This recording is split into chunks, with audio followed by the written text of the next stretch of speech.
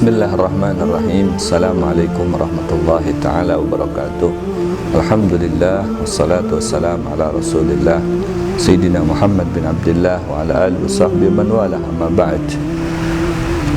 Para hadirin hadirat jamaah iftar yang dimuliakan Allah subhanahu wa ta'ala, kembali sore hari ini berjumpa dengan Al-Fakir Habib Muhammad bin Mukhtar Al-Attas lewat udara, lewat media sosial yang sudah tersedia, lewat channel YouTube bin Muhdar TV, yang mudah-mudahan saudara-saudara sekalian jamaah iftar yang dimuliakan Allah dalam keadaan sehat walafiat. Amin ya Allah ya Rabbil alamin. Dan semoga selalu kita mendapatkan curahan rahmat dari Allah Subhanahu wa taala. Amin ya Rabbal alamin. Saya ingin sedikit menyampaikan berkaitan dengan istimewanya rahmat Allah Subhanahu wa taala.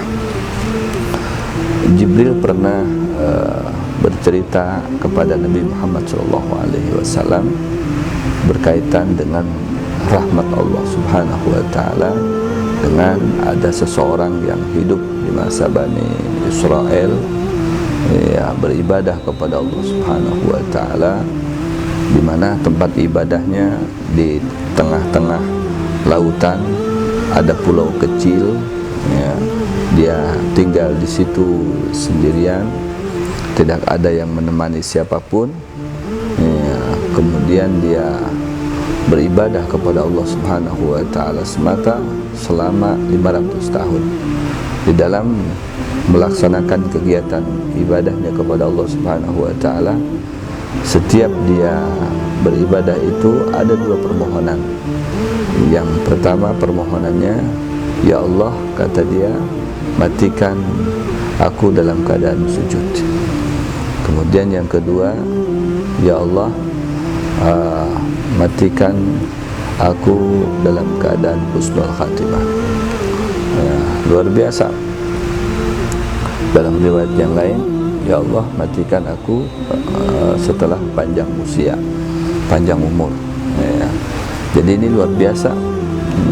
Permohonan orang tersebut minta mati dalam keadaan husnul khatimah, minta mati dalam keadaan sujud, ya. Dan riwayat yang lain minta mati kepada Allah, ya, setelah umur panjang.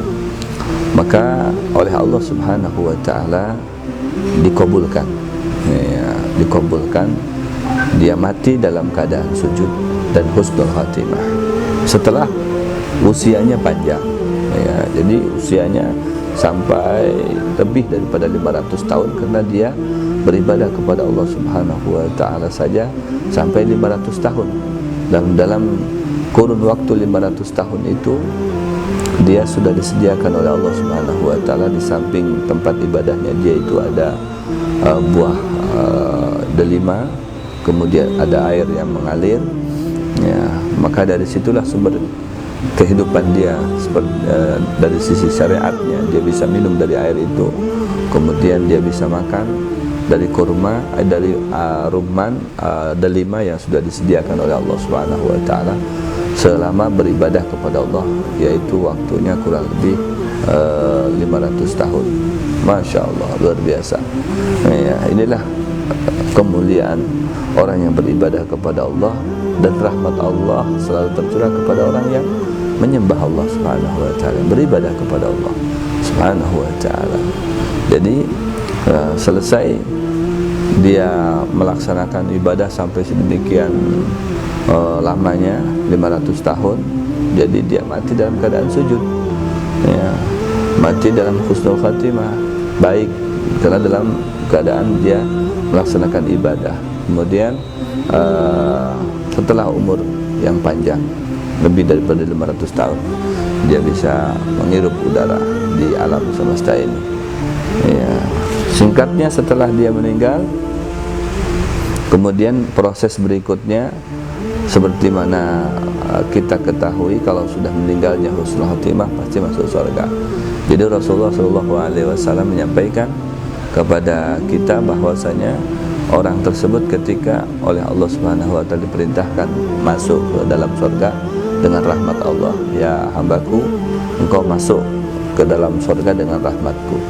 Maka orang tadi itu menyatakan bal bi amali, dengan amalku ya Allah, dengan rahmatku, sampai dengan amalku ya Allah, engkau masuk surga dengan rahmatku.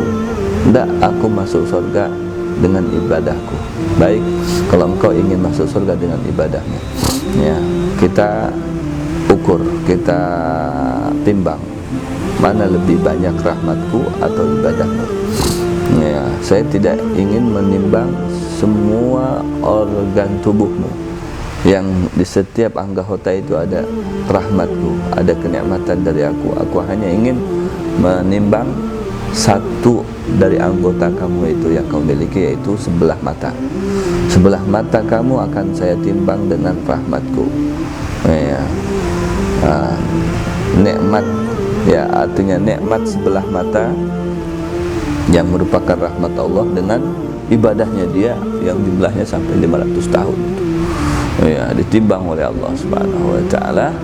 Ya, maka dia mau ditimbang, ya ingin tahu, ya ditimbanglah. Nikmat bisa berkedip baru sebelah mata ini, belum mata yang satunya, baru mata doang. Ya, dengan ibadahnya dia yang jumlahnya sampai 500 tahun. Timbang. Jadi selesai proses penimbangan oleh malaikat, maka malaikat melaporkan kepada Allah, ya Allah, ternyata nikmatmu lebih berat daripada ibadahnya dia yang jumlahnya 500 tahun. Subhanallah. Ya, dan riwayat yang lain, ya sama-sama, ya 500 tahun ibadah dengan sebelah mata tadi itu sama-sama. Ya, begitu melihat sama-sama, kata Allah Subhanahu wa taala, kamu jangan mengira sama beratnya antara nikmat kedipan yang aku berikan kepada kamu dengan ibadah kamu selama 500 tahun. Tapi perlu kamu perhatikan, masih ada mata sebelah lagi, masih ada tangan, masih ada kaki.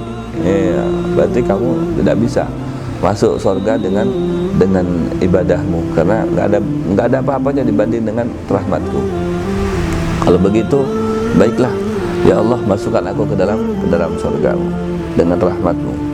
Nah, akhirnya baik kalau begitu, akan aku masukkan kamu ke dalam surgaku dengan rahmat dan rahmatku. Tapi engkau perlu camkan ini, bahwasanya siapa yang telah mengabulkan hajat engkau di saat engkau minta umur panjang? Engkau ya Allah. Siapa di saat engkau minta mati dalam keadaan husnul khatimah dan engkau matinya husnul khatimah yang mengabulkannya? Engkau ya Allah. Siapa yang mengabulkan doa kamu di saat kamu minta mati dalam keadaan sujud? Engkau ya Allah. Siapa yang beri makan engkau selama 500 tahun itu? Engkau ya Allah. Siapa yang beri minum selama 500 tahun itu? Ya engkau ya Allah. Kalau tahu aku yang berikan nikmat dan tidak apa-apanya dibanding dengan ibadahmu, kenapa kamu minta masuk surga dengan ibadahmu? Ini perlu kamu ketahui, ya tidak ada yang masuk surga kecuali dengan rahmatku. Kau ingin masuk surga dengan rahmatku, silakan. Kalau kau ingin masuk surga dengan ibadahmu, maka surga tidak bakal terbuka untuk kamu. Masya Allah. Ini salah satu gambaran daripada rahmat Allah yang begitu istimewa. Yang rahmat Allah itu perlu kita sadari selalu sampai kepada kita setiap saat, bukan setiap hari, setiap saat ini ada rahmat Allah yang kita nikmati, yang kita dapatkan. Jadi perlu kita syukur atas karunia, atas nikmat rahmat yang Allah berikan kepada kita. Termasuk jamaah iftar pada sore hari ini, kita bisa duduk bersama, bisa ta'lim bersama, bisa menghadapi hidangan bersama-sama, menunggu maghrib, itu karena rahmat Allah Subhanahu wa ta'ala. Maka terbaik di antara kita dan paling banyak syukurnya atas segala nikmat dari Allah berikan kepada kita. Alhamdulillah.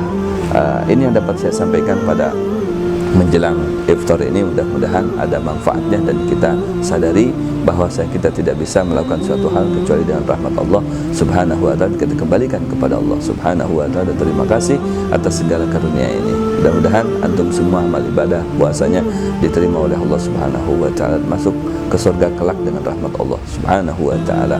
Hadza minni wa lakum minkum. Assalamualaikum warahmatullahi wabarakatuh. Selamat melaksanakan ibadah iftar.